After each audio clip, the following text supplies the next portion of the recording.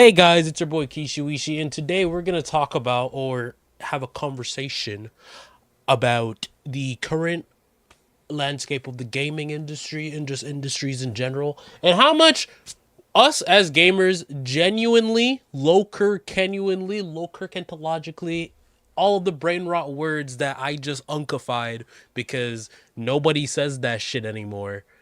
We're gonna get into this. So this is a video by the real life fake wizard. I've been watching him for a couple months, and won't you look at that? I did not subscribe to him yet. Now I am actually subscribed. It's just one of these funny things where YouTube constantly recommends me people and I constantly watch their videos, but because I just get a steady stream of their newest uploads, I don't subscribe. Like you're get you this is actually a problem for me. But anyways, oh, don't look at that. Don't look at that. Actually, we're deleting that. And here we go. Hello, I'm the real life fake wizard. On July 6th, 2026, Xbox CEO Asha Sharma sent an email. Ooga to every booga, employee welcome at Waffle Xbox, Man. and then This is an posted that email exclusive. Oh, by the way, this is an exclusive YouTube stream. I might stream later on Twitch, but it's been a little bit fucky wucky with my new streaming software that I've been using. So the last 2 to 3 or maybe even 4 streams I did on Twitch didn't do it the same time on YouTube. So YouTube today, you guys get your own 3,200 exclusive stream. terminated by the end of fiscal 2027. 1,600 of them that same Also, day. another funny thing. I was gonna try to use my actual camera today, but I guess I'm using too much resources on my computer at the same time, so it wasn't working. But ooga booga to you, Waffle Man. Ooga booga back to you, my friend. 4 studios are leaving Microsoft, and a 5th, Arcane, is still having its fate decided upon. Asha called it the most significant restructure in Xbox history. And within the hour, gaming Twitter turned into a funeral. Journalists, content creators, and industry folks alike all posting the same message. Our industry is hurting. We feel for everyone affected. What the fuck? So you're telling me the niggas who are making games that I don't even want to pay for anymore don't have a job?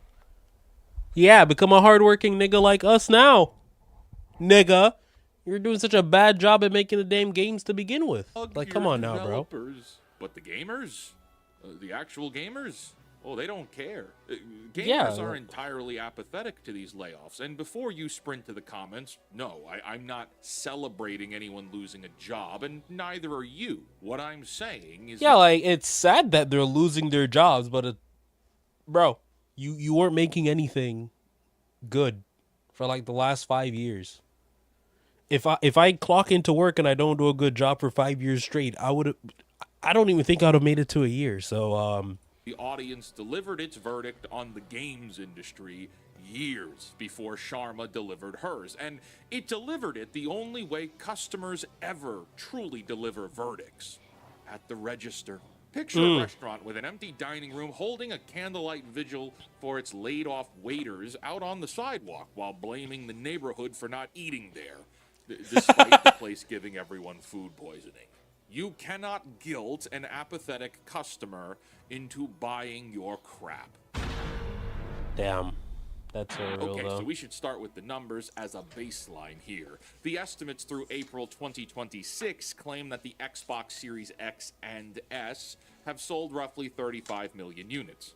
Comparatively, in the same time frame, the PlayStation 5 has sold roughly 92 million units. Xbox holds roughly 27% of the market, and that market is shrinking as people aren't buying consoles in the numbers they once did. Xbox's annual hardware sales dropped 51% in a single year, from Damn. 9.8 million consoles in 2023 to under 5 million units in 2024. Okay, but that's in only Microsoft's natural, though. last reported quarter, hardware revenue makes sense. fell another 33%.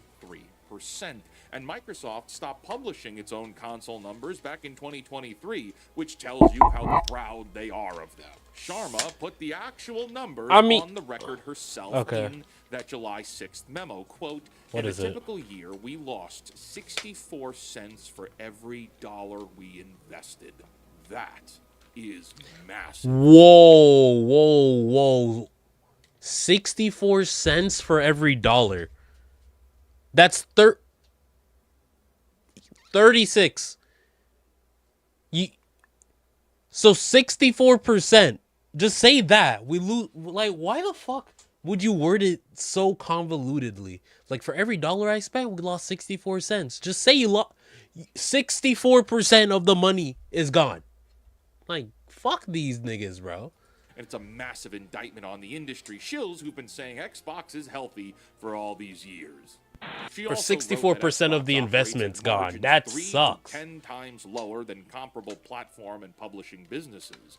And that's despite over $20 billion invested in content and hardware over 5 years, not counting the roughly $69 billion for Activision Blizzard.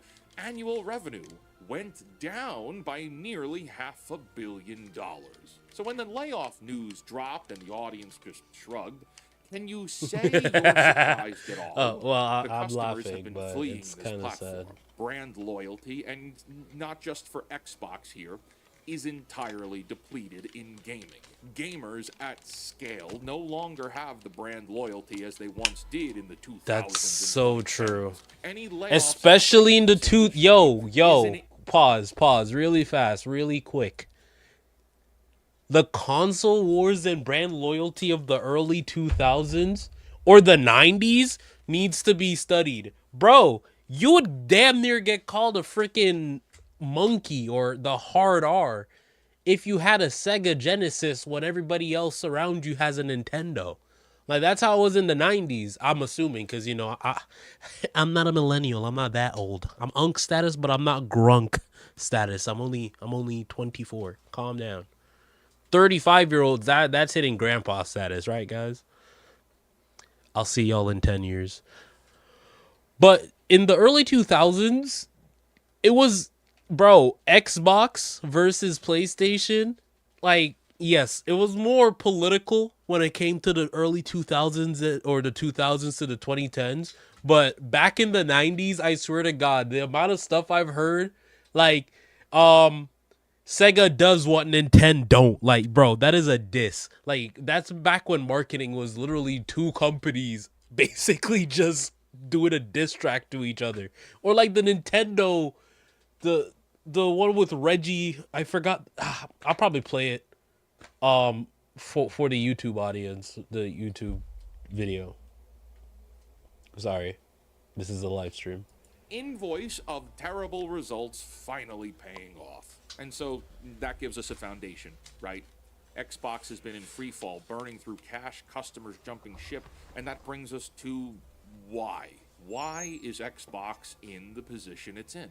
Both the Xbox Series X and the PlayStation 5 are comparable in console quality, at least on paper. Well, the answer is extremely simple. PlayStation may have a reputation for having no games, but on the handful of games they've had, people wanted to play them, and that mattered. Xbox, while having and acquiring all these major studios and IPs, Still got no can't fucking ship games. any games that people actually want. At least at the scale needed to keep this ship afloat. Now, that is not me saying that Avowed is a quote-unquote bad game. Okay. No, I'm sorry. Rush, Okay, Worlds 2, listen. Chat. I could actually say chat because this is a YouTube stream. Chat's not here. But bro, I completely forgot what I was talking about. Hold on, let me. Quote bad game. Okay. Okay, Avowed. You see, like, my attention span is cooked. I don't know where I was going with that. But Avowed, I played the hell out of that game, and I'm like towards the ending, but I just couldn't keep going. I literally couldn't. I was playing it, I was just like, bro, I'm not doing this anymore.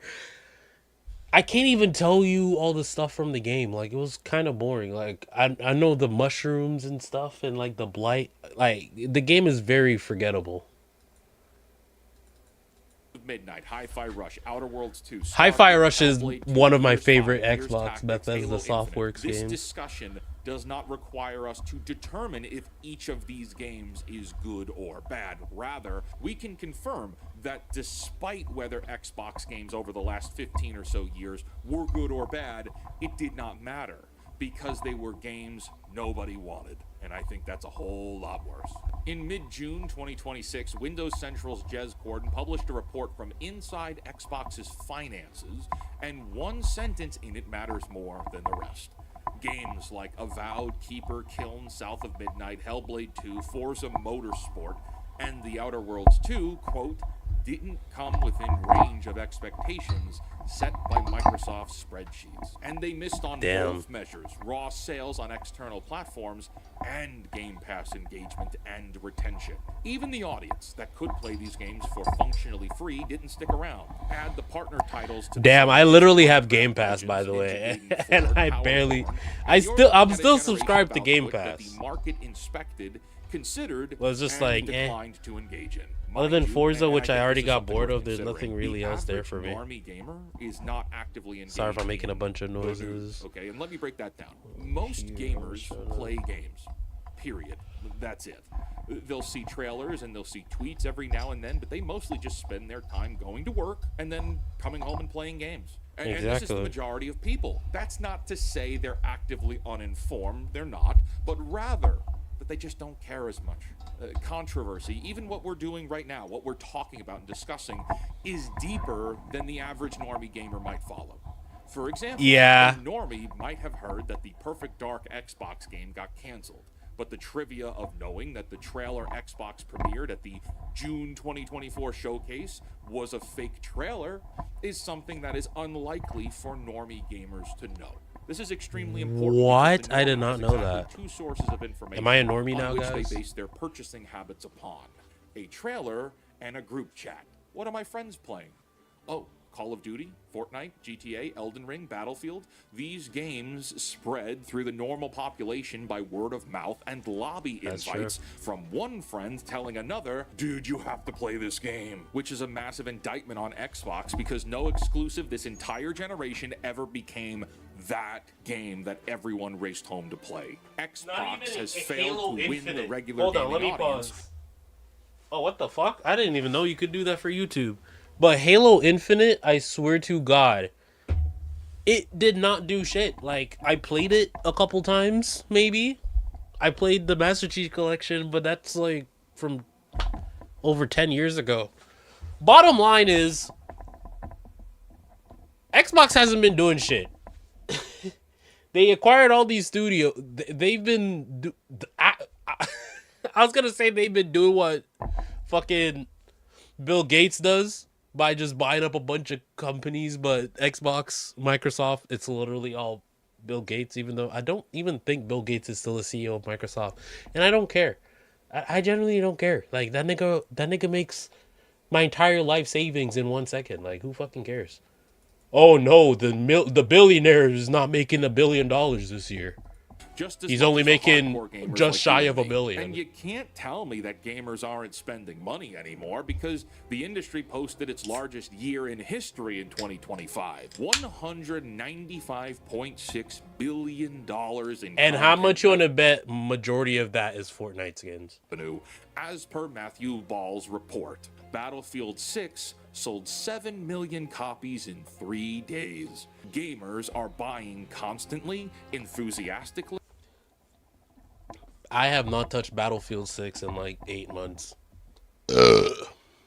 And in record amounts. They're just not buying Xbox because what is being made is not for the hardcore or the normie gamers. These studios have been making products that mirror the developers and only the developers. The industry isn't dying. Xbox is just and you know, it's the same thing for the movie industry. I made a video talking about Supergirl again. You know, just love talking about that movie. But if you make a product solely for yourself, nobody's gonna watch it.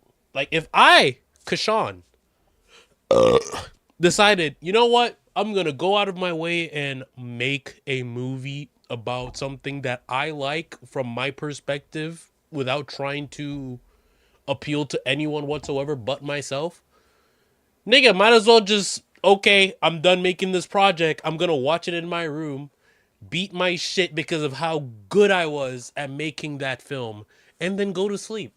And no one else needs to watch it after I spent like $2 billion making that fucking film. That's essentially what Hollywood is doing at the moment, and what these fucking game developers are doing. The only difference is you can make a movie within 6 to 12 months.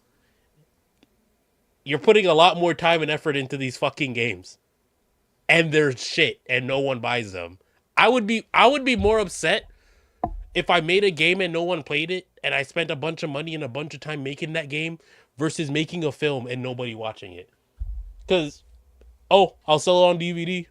You can, which is a different conversation for games. Because they're making games people don't want. You see, you can give a studio 110 awards. It doesn't matter. We saw this with South of Midnight when people on Twitter be crying, oh, you can't lay off compulsion games. The South of Midnight won that award and this award. Okay, but awards do not translate to profits. Awards mean nothing to the customer class. Look at the Oscars. How often does a normal person even recognize half the projects that get awards? I'm a YouTube movie critic. I see movies every single week, and I don't recognize all the stuff that's up there. Hellblade 2 led the entire 2025 BAFTA Games Awards with 11 nominations. More than Hey, you wanna know the funny thing is? I played fucking Hellblade 2 for like 2-3 hours and I never opened it again. The first Hellblade, I played it to the very end. It's like they make a good product, they spike interest into it, and then when they're supposed to like deliver onto another product that I want, it's just dog shit. It's just fucking dog shit. His own PR site published a celebration post about it, interviewing the team about their pride and craftsmanship. That was April 2025. By then, per Jez Corden's reporting, the game was already a miss on Microsoft's internal spreadsheets, and 15 months later, they sold the studio. We've got one hand writing press releases about the accolades and trophies, while the other hand over here marks the game a failure. And before that, there was Hi-Fi Rush. Won its awards, got publicly called a breakout hit by Microsoft's marketing team, and I actually played Hi-Fi Rush. It's a good game. I like it. Me, right? Me, I like it. I like the soundtrack. I like the gameplay. I like the game. Am I everybody though? I'm just I'm one of the few people that might say this is a really good game and I actually played it. But how did I play it? Through Game Pass. I did not pay for that shit, but I liked it. Thank you. the studio was dead within 15 months anyway. Gamers don't care about your awards. Oh, well, Wizard, South of Midnight pulled over 1 million Game Pass players in 3 weeks. Surely Game that Pass. means something. Nope. Nah, man, that don't mean nothing. Game Pass has done irreparable damage to the Xbox brand.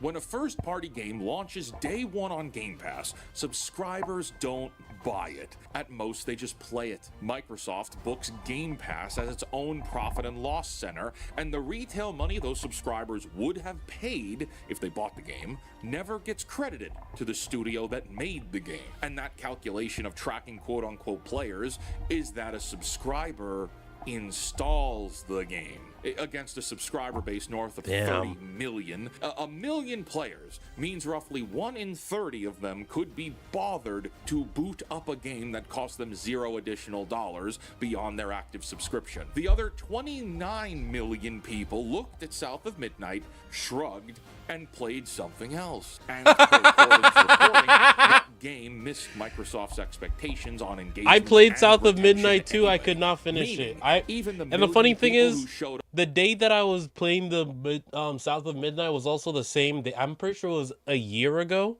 when I did a 12-hour long live stream. And of that 12 hours, I played the game for 30 minutes and then ended the stream. Like, the game was fucking boring. Like, it looked cool. It had a story. It had a story going. But did I care? No, I didn't. up for free didn't stick around. Understand what this means. Xbox games have been tested under the most forgiving conditions in the history of the industry. $20 a month, day one click away, and it still couldn't hold an audience. And studios stopped being judged on whether anybody actually wants these games because the service needs to keep the calendar filled with new releases. And so, that's how you get a portfolio full of South of Midnights. Games greenlit to feed the subscription. bringing us to a point where the games you're shipping aren't worth buying. Players getting them in their subscriptions won't play them, and compound this over years, over many. Actually, you know what? Let me just show you, because I don't think a lot of you guys who are watching or who might watch this after I fully upload it know what comes with Xbox Game Pass. I'm opening up Game Pass right now. See, look at this. It's taking quite some time. I got a lot of applications running. Let me close this. What do I have? Epic Games Launcher open. You know, I have Valorant. Right client. Yep. Close that. All right. So this, as you can see right here, is Xbox Game Pass. And look at Buckshot Roulette. You know what? This is a game that I've been waiting to play. And now I don't have to pay for it. Wow, look at that. This is literally the reason why I have Game Pass. Oh my god, my C drive is in shambles. Jesus Christ. But as you can see, oh, won't you look at that? The new Doom game just dropped. Oh, I have to pay for it. Oh, wait, it's not. It's a DLC. Never mind. But I can play Doom. I can play Doom if I really wanted to. And look at all these games. I already have RV there yet on Steam. I'm not. What is Abyssus? What is this?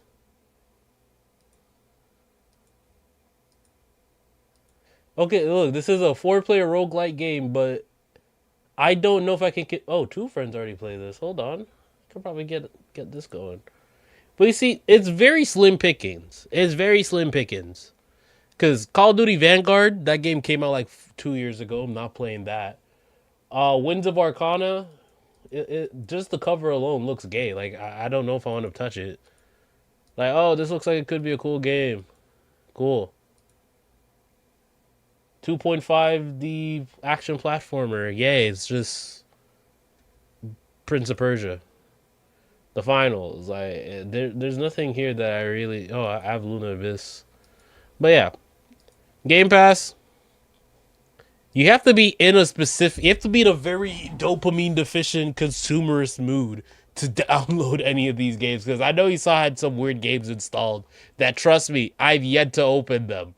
Titles, and you've redefined your entire infrastructure for what it means to be a customer. Sharma comes in, sees no revenue, no engagement, no retention, and yeah, are you surprised studios are being shown the door? And if you want some more proof of how upside down the Xbox model was, do you know what's been keeping the lights on? Because it's certainly not Outer Worlds or Starfield, it's Minecraft. In 2023, Phil Spencer testified under oath that Minecraft out-earns every other Xbox game and drives, quote, significant profits.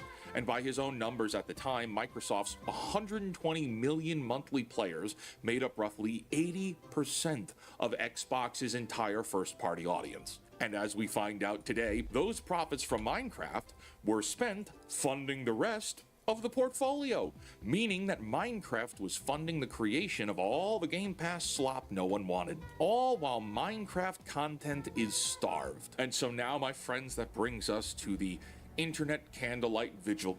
All across Twitter on July 6, 2026, content creators and journalists polluted the airwaves with, "This is devastating news for our industry. Everyone affected today is in my thoughts and prayers. I just feel terrible for everyone." Okay, so the GDC's 2026 State of the Game Industry report found that 33% of American game developers were laid off in the past 2 years, and 48% of them are still looking for work. That is Damn. 1 in 3, and that's brutal. 33%? But I'm glad everyone has your thoughts and prayers, considering your active involvement in said industry has contributed to the nuclear explosion that has taken place at Xbox and everywhere else. Good job. There are 5 people ruining entertainment: corporate executives, marketers, writers, content creators, swine, and access media journalists, shills, of whom the content creators and journalists' jobs are to run damage control and defense for the corporations that feed them with continued access. For over 10 years, that is exactly what these shills have done, and now thousands of people are unemployed. Good job, dummies. Damn. Yo, they were literally played in our faces for so long, and now people are losing their jobs over it. Isn't that weird? Like, let's think. The peak of the bullshit from the gaming industry, let's say 29, no, not even. 20, yeah, like between 2017 to 2020, around that time, you could get good reviews and the game would also be good. But I think after COVID and then 2021 onward, niggas would just hype up a game because they want to play it for free, and then get a bunch of people, kind of like a fucking pump and dump cryptocurrency scheme. I don't know why I still have his beautiful face right there, but it's like a pump and dump cryptocurrency scheme where they just hype up a game so much a bunch of people buy the game, play it for however long, and probably play it long enough to where they can't even refund it, or in some cases PlayStation and Xbox straight up won't let you refund the game after you bought it digitally. And then niggas would make money. But then over time, people just stop trusting reviewers, stop trusting the companies making these freaking games. And now niggas are losing their jobs. Wow. Wow. Make the game good to begin with. And stop trying to hype up bullshit. Every South of Midnight that didn't sell, for every controversial Halo skin that no one bought, for every puzzling acquisition that was celebrated with a victory parade, for every micromanagement decision that padded the bloat of the industry, all of that has led us here. The industry shills were telling the world that all of this was not only hunky-dory, but also that it was healthy. Yeah, that's right. Game Pass is great. There's so much value. Mixtape is incredible. It makes me feel all these bubbly feelings. Gears 5 is wonderful.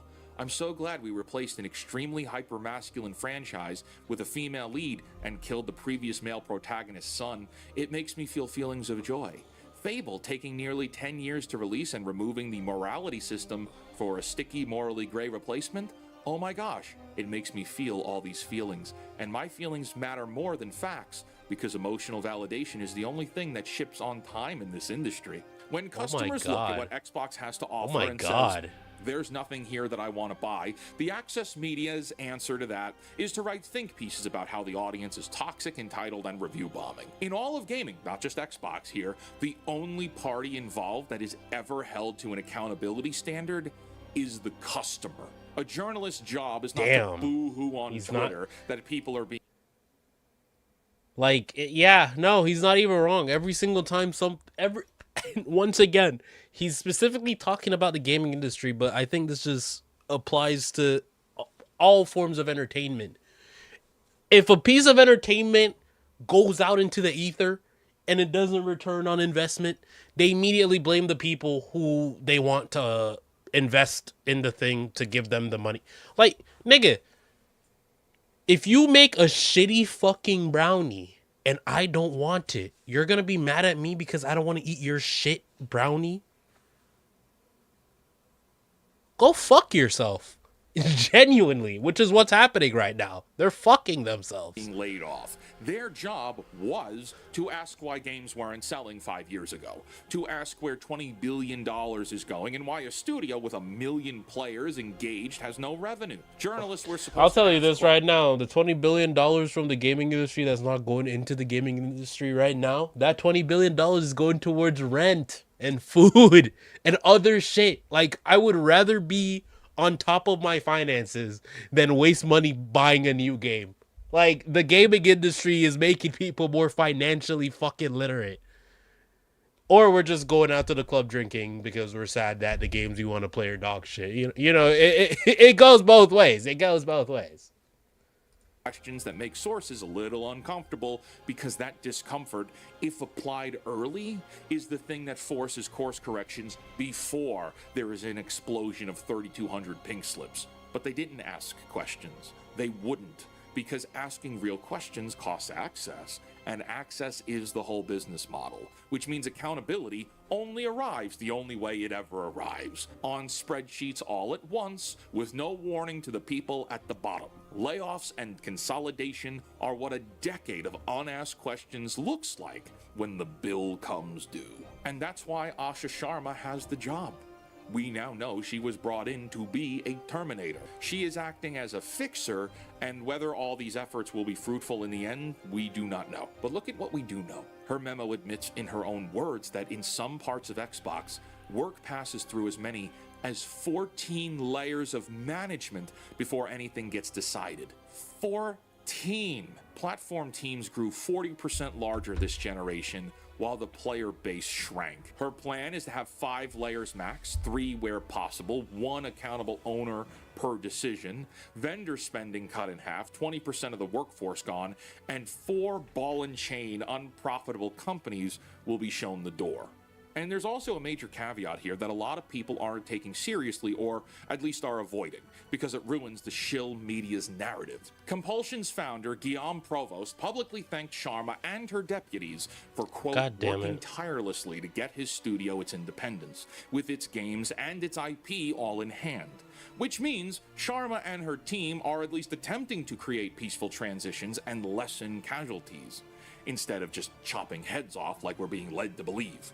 If we look closer, Sharma is pushing for studios to focus more on mainline IPs. ID Interactive, while seeing a reported 50% team reduction, is being mandated to produce more Doom, Quake, and Wolfenstein games. We're hearing reports that Bethesda is getting a mandate to get more Elder Scrolls and Fallout games made, which maybe is the correct course of action for Bethesda, considering Skyrim.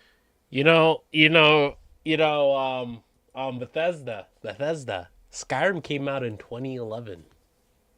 The wait between Skyrim and a new Elder Scrolls game that isn't Elder Scrolls Online is officially longer than GTA 6, my nigga. What are y'all doing?